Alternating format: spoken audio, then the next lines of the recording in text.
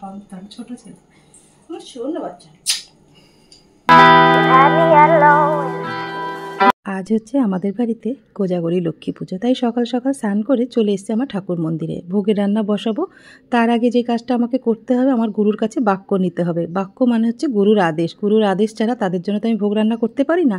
গুরুর কাছে বাক্য নিয়ে তারপরে মা লক্ষ্মীর কাছেও কিন্তু আমি বাক্য নিয়ে নিলাম। মা লক্ষ্মীকে বললাম, মা তোমার জন্য অল্প কিছু ভোগের আয়োজন করেছি, তুমি আমাকে আদেশ করো যেন আমি ঠিকঠাক মতন তোমাকে করে দিতে পারি। তারপরে মা ছিল ওখানে, মাকেও প্রণামটা সেরে চলে এসেছি রান্নাঘরে। গুড মর্নিং, তোমরা সবাই কেমন আছো? আশা করি খুব ভালো আছো, সুস্থ আছো। আমরাও ভালো আছি। দেবনাথ ফ্যামিলিতে তোমাদের আরেকবার স্বাগত। আজকে হচ্ছে সোমবার আর ঘড়ি কাটাতে বাজে এখন সকাল 9টা। তো এখন থেকেই ব্লগটা শুরু করলাম তোমাদের সাথে নিয়ে, সঙ্গে নিয়ে। আর এই যে পুজোর ভোগ রান্না করবো। আর সকলকে জানাই শুভ কোজাগরি লক্ষ্মী পুজোর অনেক শুভেচ্ছা। সবাই ভালো করে বাড়িতে পুজো কাটাও। আজকে লক্ষ্মী পুজো সারাটা দিন, কিন্তু পূর্ণিমা কিন্তু এখনো লাগেনি। 11টা 34 থেকে পূর্ণিমা শুরু হবে। কালকে 9টা কত পর্যন্ত থাকবে।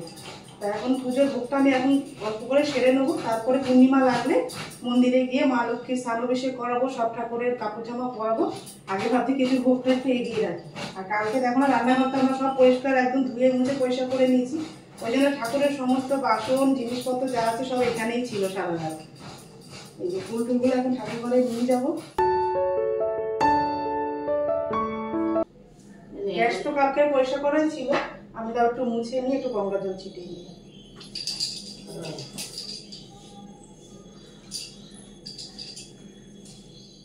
ভোগের রান্না কিন্তু আমি বসিয়ে দিয়েছি। তা দেখো দুদিকে কিন্তু দুটো বসিয়েছি, একটা পিতলের হাঁড়ি, পিতলের কড়াই।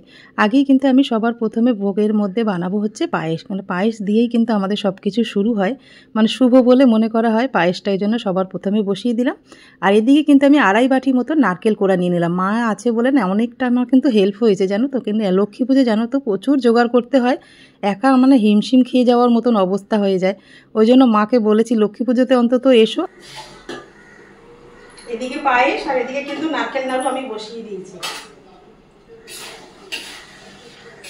দুটো দুটো করে নিলে বেশিক্ষণ সময় লাগবে না।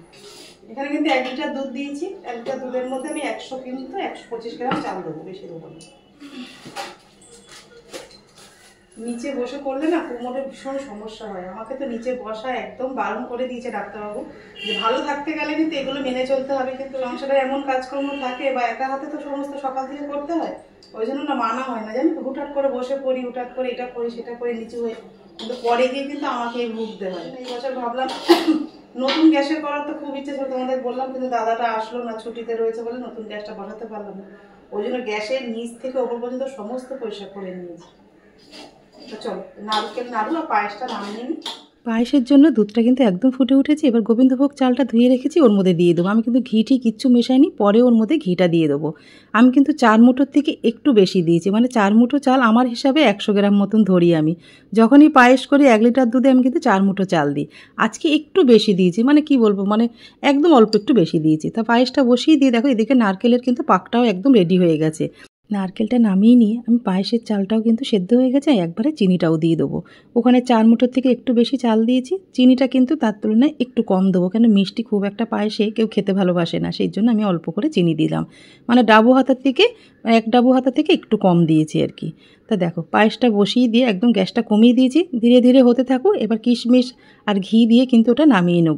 পায়েসটা ধীরে ধীরে হোক, এই সময়ের মধ্যে নারকেল নাড়ুটা আমি রেডি করে নেবো। নারকেলটা মোটামুটি ঠান্ডা হয়ে গেছে, নাড়ু করার মতন কিন্তু একদম রেডি হয়ে গেছে।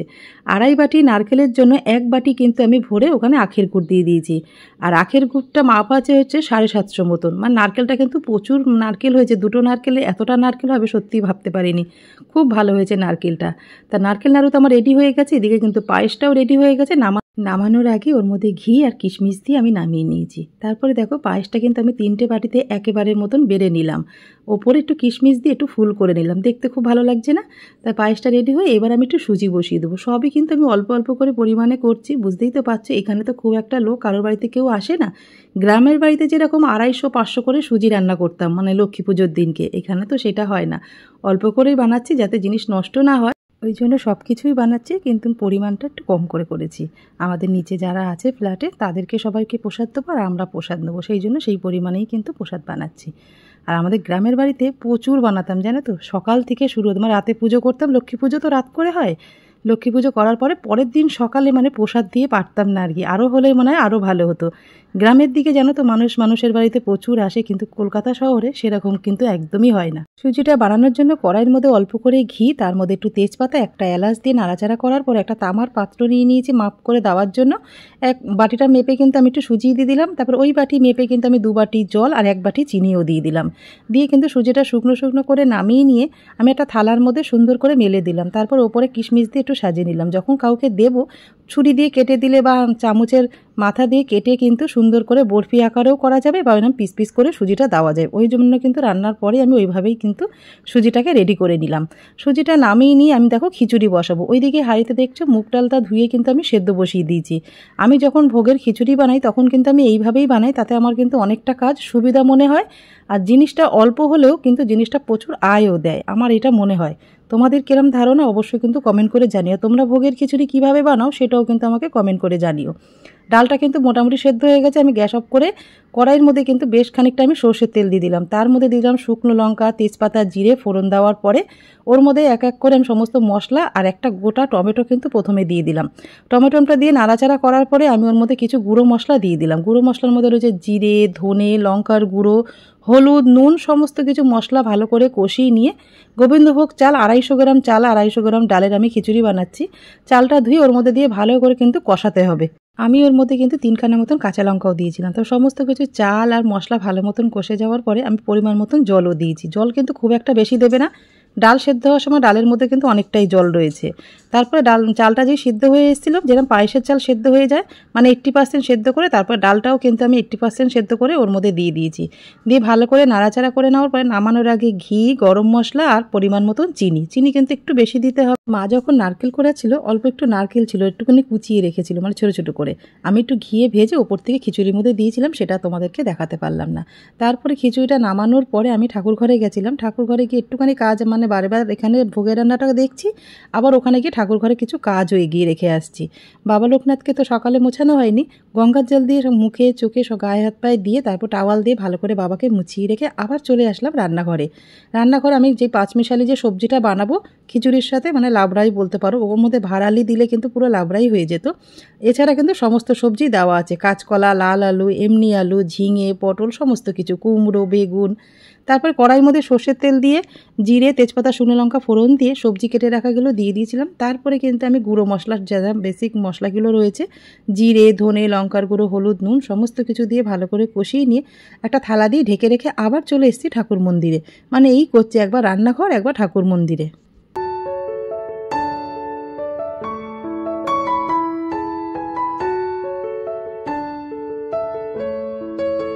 বাবা লোকনাথকে তো পুছিয়ে দিয়েছি গঙ্গার জল দিয়ে। তারপর বাবা ধুতিটা কিন্তু চেঞ্জ করে দিলাম আজকেরে। তারপরে ঠাকুরের পেছনে যাওয়ার জন্য মানে গণেশ ঠাকুর আর মা লক্ষ্মীর পেছনে দেওয়ার জন্য যে ফুলগুলো বিক্রি হয় না বাজারে, লক্ষ্মী পুজোর সময় পাওয়া যায় দেখবে, একটা মা লক্ষ্মীর জন্য বড় নিয়ে এসেছি একটা, আর গণেশ ঠাকুরের পেছনে দেওয়ার জন্য একটা ছোটো নিয়ে এসেছি। ওগুলো পাখাগুলো ভালো করে পেছনে দিয়ে তারপর দেখো ছেলে কিন্তু আমাদের দুয়ারে, আমি ঠাকুর মন্দিরেও লাগিয়েছি এই কদম ফুলগুলো। এগুলো কিন্তু আমাদের এই লক্ষ্মী পুজোর সময় যেগুলো পুরনো থাকে আগের বছর সেগুলো তুলে দিয়ে আবার কিন্তু দরজার দৌড়ে এইগুলো কিন্তু আমি কদম ফুলগুলো লাগিয়ে দিই। তা আজকে কিন্তু ছেলেই লাগিয়ে দিল। আমাদের দুটো দরজা মানে মেন দরজায় একটা, ঘরের দুটো, আর ঠাকুরের সিংহাসনে একটা রয়েছে, সেগুলো দিয়ে আবার রান্নাঘরে চলে এসেছি। এবার বানাবো কিন্তু খইয়ের উপরা। খইয়ের উপরা বানানোর জন্য পরিমাণ মতন আমি কড়াইতে গুড় দিয়ে দিয়েছি, আখের গুড়। সেটা কিন্তু পাক হবে, তোমরা বুঝবে কি করে, গুড়টা তো আমরা জাল দিতেই থাকি, বেশি জাল দিলে আবার কালো হয়ে যাবে। তা কফোটা গুড় জলের মধ্যে দিয়ে দেবে, যখন দেখবে হাতের মধ্যে উঠে আসছে চিট পাকিয়ে তখন বুঝে যাবে গুড়টা কিন্তু পারফেক্টভাবে রেডি হয়ে গেছে। তারপরে খইগুলো দিয়ে ব্যাস খইয়ের উপরা রেডি।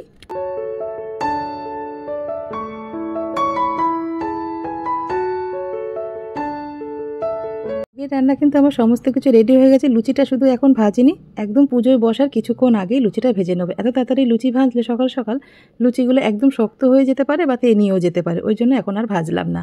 তা দেখো ঠাকুর ঘরে চলে এসেছি, আর কোজাগরি লক্ষ্মী পুজোয় নিজের হাতে সমস্ত ভোগের আয়োজন করে পুজোর জোগাড় করে বাড়িতে আমি যেভাবে লক্ষ্মী পুজো দিই সেইগুলোই তোমাদের সাথে আজকে শেয়ার করব।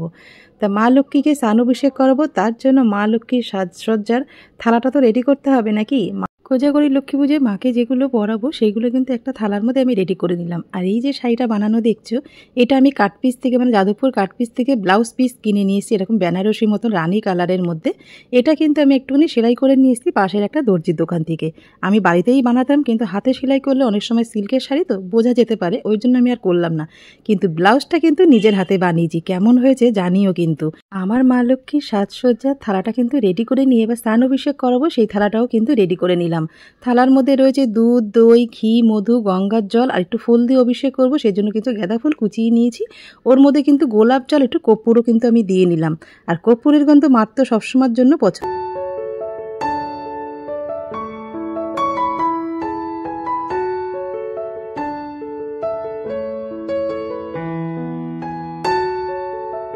সমস্ত কিছু হাতের কাছে গুছিয়ে নিলে দেখবে মাকে স্নান করাতে সাজাতে গোছাতে একটু সুবিধা হবে। থালার মধ্যে কিন্তু মার শাড়ি, ব্লাউজ আর একটা চুন্নি নিয়ে নিয়েছি। আর নিয়েছি যে সোনার কানেরটা বানিয়েছি মার জন্য, সেটা নিয়েছি। আর মাকে তো সবসময়ের জন্য সীতাহারটা পরাই, সেটা, আলতা, সিঁদুর সমস্ত কিছু একটা থালার মধ্যেই নিয়ে নিয়েছি। এই আমার মা লক্ষ্মীর জন্য ইমিটেশনের জিনিস কিন্তু খুব একটা কেনা হয় না, আর আমি পরাইও না। রূপোর জিনিস সোনার জল করে নিয়েছি, আর কিছু সোনার জিনিসও রয়েছে। সোনার জিনিসের মধ্যে যেরকম কানেরটা বানিয়েছি নতুন করে, আর নাকছাবি আর সোনার টিপ কিন্তু মা সবসময়ের জন্য পরানো থাকে। আমাদের কিন্তু সরা লাগে, কলাবউ ছিল, সরাও তো লাগেই পুজো দিতে গেলে, লক্ষ্মী পুজো দিতে গেলে। আগে কলাবউর সামনে সরা বসাতাম, এখন কিন্তু মা লক্ষ্মী প্রতিষ্ঠা করে নিয়েছি বলে তাই জন্য সরা মা লক্ষ্মীর সামনেই বসাবো। আর আমাদের সরাটা দেখো একটু কিন্তু আলাদা সবার থেকে।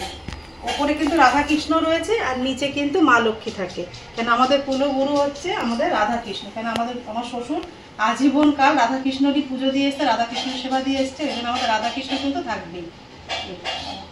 এটা কিন্তু খুব কম পাওয়া যায়, দুর্গার ছবি থাকে, নিচে লক্ষ্মী থাকে, কিন্তু রাধা কৃষ্ণটা খুবই কম পাওয়া যায়। এখন মা লক্ষ্মীকে স্নানাভিষেক করাবো, তার জন্য দেখো থালাগুলো কিন্তু আমি একদম রেডি করে নিয়েছি। এই যে পঞ্চামৃত দিয়ে স্নানাভিষেক করাবো, একটু ফুল দিয়ে অভিষেক করব।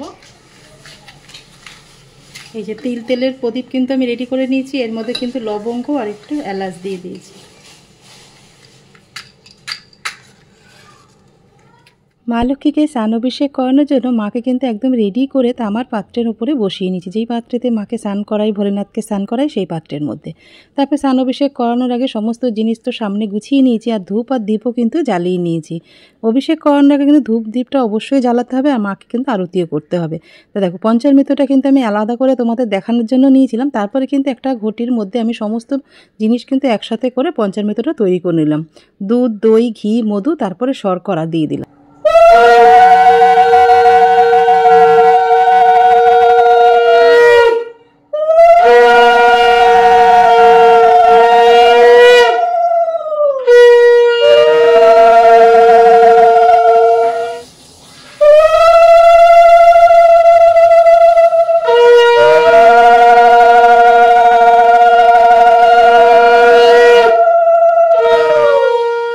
আমার মা লক্ষ্মীর কিন্তু স্নান অভিষেক একদম হয়ে গেছে। তারপরে দেখো পরিষ্কার জল দিয়ে কিন্তু মাকে এবার ভালো করে গাটা পরিষ্কার করে দেবো। তা চলো।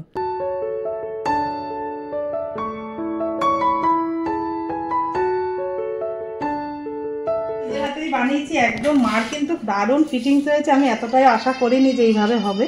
এটা বাড়িতেই বানিয়েছি কাপড় কেটে, আর এই কাপড়টা তো শাড়ি দোকান থেকে সেলাই করে নিয়ে এসেছি। এতটা ভালো পারফেক্ট হবে সত্যি বুঝতে পারিনি। তো চলো মা লক্ষ্মীকে সাজিয়ে নিই। মা লক্ষ্মীকে কিন্তু শাড়ি পরিয়ে একদম রেডি করে ফেলেছি। খুব একটা কিন্তু ভালো আমি পরাতে পারি না, মা যেরকম পরে নেয় সেইভাবেই মাকে পরাই।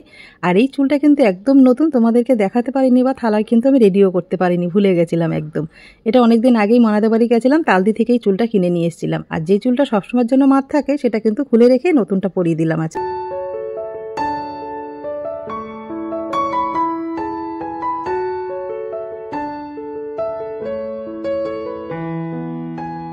আমার মা লক্ষ্মীকে কেমন লাগছে কমেন্ট করে কিন্তু জানিও। তোমাদের সাথে একটা শর্ট ভিডিও শেয়ার করেছি, তোমরা অনেক ভালোবাসা দিয়েছো, অনেকে ভালো ভালো কমেন্টও করেছো। তা চলো মাকে জোকার দিয়ে মার জায়গায় বসিয়ে দিয়ে এবার পুজোর বাদবাকি যে কাজগুলো আছে সেগুলো একটু একটু করে সেরে নেবো। মা লক্ষ্মীকে তো বসিয়ে দিয়েছি, এবার মার সামনে কিন্তু আমি সরা বসাবো। তার জন্য এখানে একটুখানি গঙ্গার জল,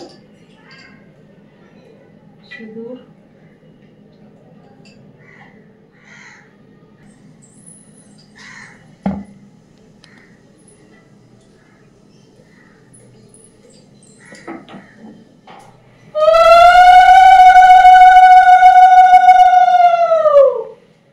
লক্ষ্মীর সামনে কিন্তু সরা জোকার দিয়ে বসিয়ে দিয়ে এই যে শোলার যে মালাগুলো আছে সেগুলো কিন্তু আমাদের সরার মধ্যেই পরাতে হয়। তারপরে এবার তুমি যা মালা পরাতে পারো পরাবে।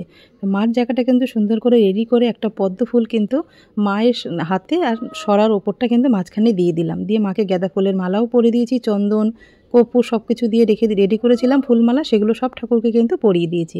মা লক্ষ্মীর ঘট বসাচ্ছিলাম কদিন আগে যেই স্ট্যান্ডটার মধ্যে, সেই স্ট্যান্ডগুলো কিন্তু আমি কদিনের জন্য তুলে রেখেছিলাম। তোমরা তার মধ্যে অনেকেই কমেন্ট করেছে দিদিভাই সেই স্ট্যান্ডটা কোথায়, লক্ষ্মী ঠাকুরের ঘট বসাচ্ছ না। সেই স্ট্যান্ডটা আমি আরেকটা অর্ডার করতে চেয়েছিলাম, কিন্তু এই সময় দেবে কি দেবে না সেই জন্য আমি কদিন ধরে ব্যবহার করছিলাম না।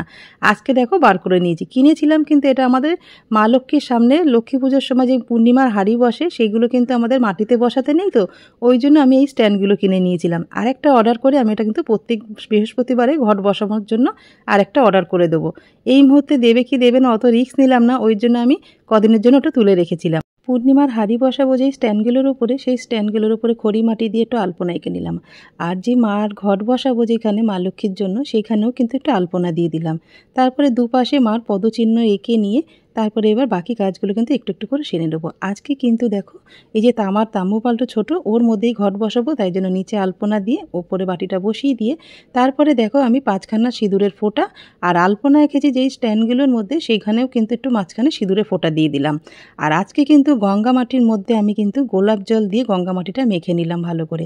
তোমরা তো জানো গোলাপ ফুল গোলাপ জল মা লক্ষ্মীর কিন্তু অত্যন্ত প্রিয়।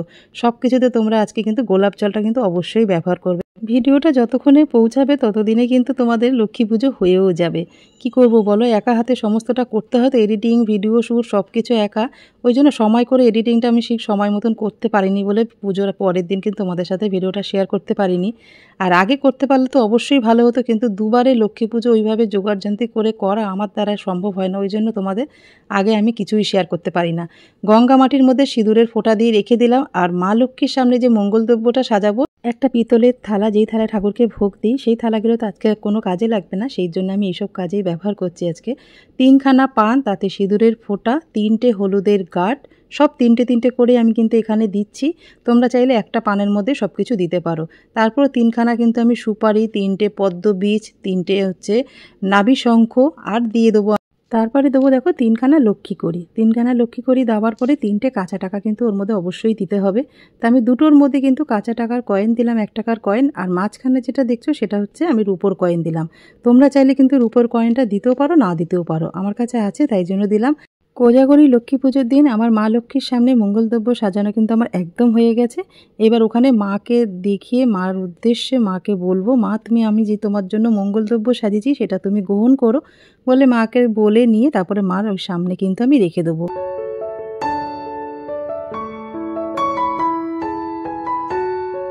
কোজাগরি লক্ষ্মী পুজোর দিন মানে আমাদের বাড়িতে যেই নিয়মটা আছে সেটাই তোমাদের সাথে শেয়ার করি।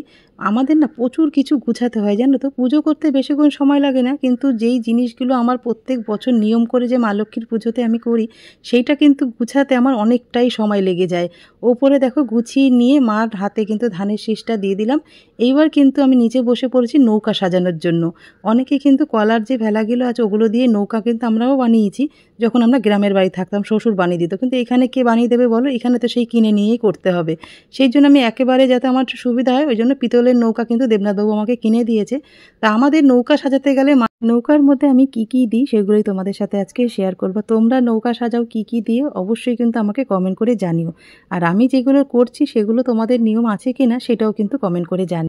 তোমাদের দেখানোর সুবিধার জন্য আমি সমস্ত কিছু কিন্তু থালার মধ্যে গুছিয়ে নিয়েছি। তা কী কী আছে তোমাদেরকে একটু বলে দিই। ধানের শীষ, সুপারি, মানকচুর গাছ আছে, তারপরে হলুদ গাছ আছে, সিঁদুর আছে, আয়না আছে, চিরুনি আছে, শাখা পলা, নোয়া, সোনা, রূপো আর কাঁচা টাকা, সমস্ত কিছুই থালার মধ্যে রয়েছে। এবার নৌকাটা কিন্তু আমি সুন্দর করে সিঁদুর দিয়ে একটু সাজিয়ে নেবো, কেন মা লক্ষ্মী সংসারের জন্য আমাদের যেগুলো প্রয়োজন হয় সেগুলো কিন্তু আমাদের সবই থালার মধ্যেই রয়েছে।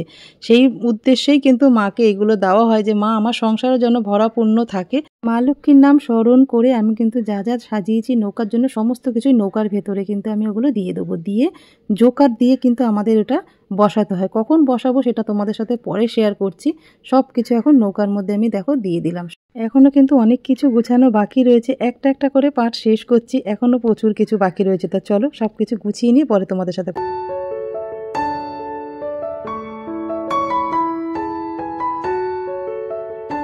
নৌকা সাজানো গুছানো আমার একদম হয়ে গেছে। এবার পূর্ণিমার হাঁড়ি বসবে, তা চলো হাঁড়িটা একটু সুন্দর করে সাজিয়ে নিই। হাঁড়ি সাজানোর মানে হচ্ছে সিঁদুরের ফোঁটা দিয়েই কিন্তু সমস্ত কিছু আমাদের হাঁড়ি সাজাতে হয়। এইগুলো না আগে মাটির ব্যবহার করতাম, জানো, যখন আমরা গ্রামের বাড়িতে থাকতাম শ্বশুরকে দেখতাম মাটির ছোট ছোট হাঁড়ি কিনে নিয়ে আসতো। প্রত্যেক বছর মাটি কিনবো আবার সেটা ফেলে দেবো, ওই জন্য কিন্তু আমি একবারে এই পিতলের হাঁড়িগুলো কিনে নিয়েছি। এটা আমাদের পূর্ণিমার হাঁড়ি বসাতে হয় সেই জন্য। তা পূর্ণিমার হাঁড়িগুলো কিন্তু সাজিয়ে গুছিয়ে রেখে দিয়েছি। সাজানো গোছানো কেন বলছি, এখনও প্রচুর সাজানো বাকি রয়েছে। আগে আগে দেখো আমি কি কি দিয়ে কিন্তু আমার পূর্ণিমার হাঁড়িগুলো সাজাই। তা পূর্ণিমার হাঁড়িগুলো কিন্তু সিঁদুর মাখিয়ে আমি একটা সাইডে রেখে দিয়ে তারপর দেখো মা লক্ষ্মীর সামনে আজকে ঘট স্থাপন করব, সেই জন্য ঘরটাও কিন্তু আমি রেডি করে একদম সুন্দর করে সাজিয়ে রেখে দেবো বলতে পারো, যাতে সন্ধেবেলা পুজো দিতে আমার কিন্তু অনেকটাই সুবিধা হয়। কোজাগরী লক্ষ্মী পুজোর সন্ধেবেলায় মা লক্ষ্মীর সামনে যে ঘট স্থাপন করব সেই ঘরটা কিন্তু আমি তামান নিয়ে নিলাম একটু বড় দেখে, কেন বড় ডাব দিয়ে ঘট বসাবো তো, তাই জন্য একটু বড় ঘট হলেই সুবিধা হবে। তা ভর্তি করে আমি ঘট ভর্তি করে জল দিলাম, জলের মধ্যে কিন্তু কিছু সামগ্রী আমি ওর মধ্যে দিয়ে দেবো।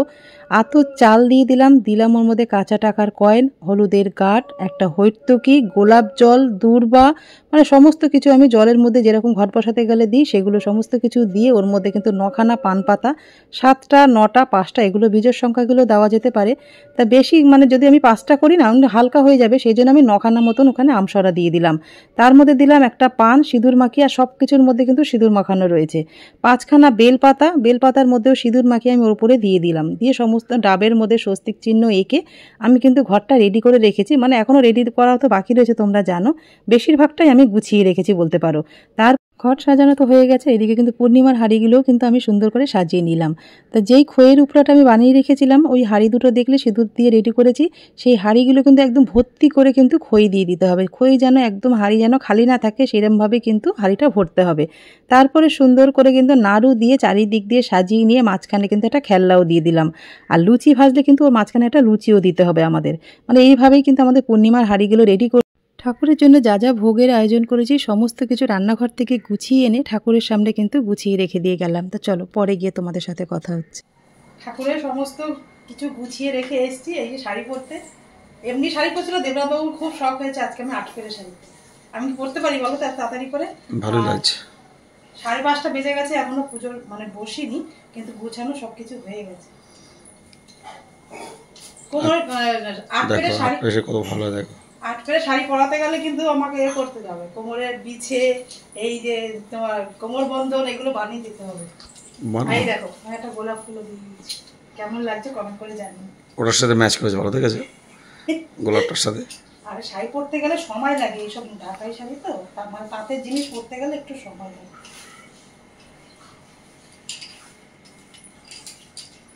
নাইস, দারুণ লাগছে, সত্যি ভালো, বিশ্বাস পুজিয়ে তো এইটা বেশ ভালো লাগছে। ঠিক আছে, লক্ষ্মী পুজো বলে কথা, একটু সোনার জিনিস তো করতেই হবে ঘরের গৃহিণীদের, ঠিক না? গরম লাগছে খুব, সাজার মতো এটা বড় না না এই না, দুটো আছে তো, বড় লম্বাটা বড়। সাজাচ্ছে কেন আমাকে? এটার ওপরটা বানানো হয়নি, এটা দেবনাথ দেবে আমার বিবাহ আছে। কেমন লাগছে? এইবার কমপ্লিট লাগছে। 8 পেয়ের সাইজ সাথে এটা না হলে ভালো লাগে, দেখো হ্যাঁ, কিন্তু পালের একটা এরকম চকার নেওয়া বাকি রয়েছে।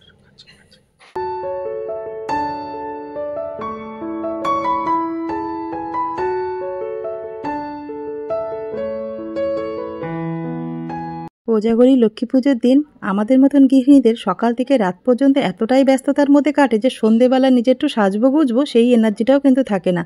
আমার কিন্তু কিভাবে কি হয়ে গেল সত্যি তোমাদের বলে বোঝাতে পারবো না। এরকম কিন্তু সাজবো বলে আমি কিন্তু ভেবেই রাখিনি সকাল থেকে, মানে আপন ইচ্ছায় সব কিছু হয়ে গেছে আমার মা লক্ষ্মীর আশীর্বাদে বলতে পারো। যার শেষ ভালো তার সব ভালো।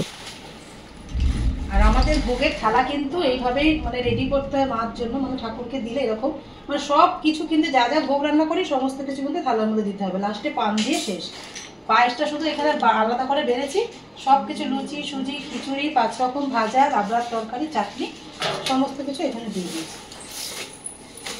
আমি সমস্ত কিছু গুছিয়ে নিয়েছি, শুধু ধান দুব্য দেবো আর মার জোকার দিয়ে মার ঘরটা বসিয়ে দেবো। তাহলে গঙ্গা মাটি, তারপরে আমি সিঁদুর দিয়েছি, আর গঙ্গা মাটিটা কিন্তু আমি গোলাপ জলে গুলেছি। গোলাপ ফুল গোলাপের যে কোনো জিনিস কিন্তু মার অত্যন্ত খুব পছন্দের, সেই জন্য সব কিছু চেষ্টা করবে গোলাপ জল দিয়ে কাজ করো। এবার ও মা, মা আসো,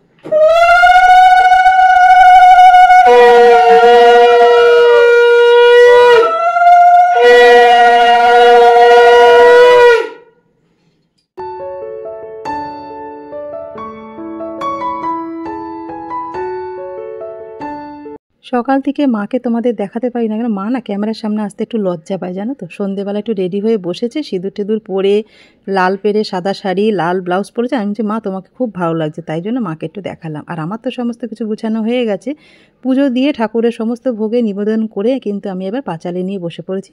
মা লক্ষ্মীর পুজো কিন্তু আমি এইভাবেই বাড়িতে প্রত্যেক বছর করি বলতে পারো। পাঁচালি পরে নিয়ে গুরুমন্ত্র জপ করলেই কিন্তু আমার আজকের কোজাগরী লক্ষ্মী পুজো দেওয়া বাড়িতে একদম হয়ে যাবে। তোমার সংসারের উপরে, তোমার উপরে যদি মা লক্ষ্মীর কৃপা থাকে আর মা লক্ষ্মী তোমার কোনো কাজে যদি সন্তুষ্ট থাকে, তাহলে তুমি কাজে কর্মেতেই কিন্তু বুঝতে পারবে। সেটা কিন্তু আমি হাড়ে হাড়ে বুঝতে পারি। আজকে কোনো রকম কিচ্ছু আমার অসুবিধা হয়নি, কোনো রকম কষ্ট হয়নি, আর ঠিকঠাক মতন রেডি হয়ে কিন্তু আমি একদম মার ঘরে পুজো দিতে বসে পড়েছি। সবটাই হচ্ছে আমার মা লক্ষ্মীর আশীর্বাদে। মা দেখো আমি ওদিকে পাঁচালি পড়ছি আর মা